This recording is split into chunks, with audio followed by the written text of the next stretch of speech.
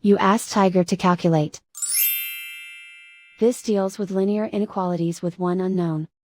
The final result is x smaller than 81. Let's solve it step by step. Group all constants on the right side of the inequality. Subtract 10 from both sides.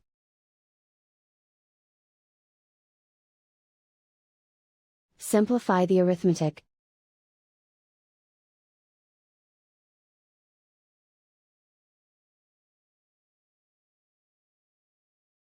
Isolate the x. Multiply both sides by 3.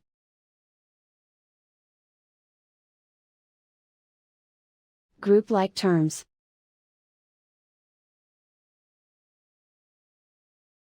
Multiply the coefficients.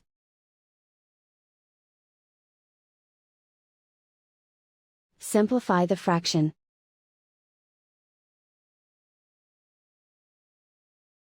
Simplify the arithmetic.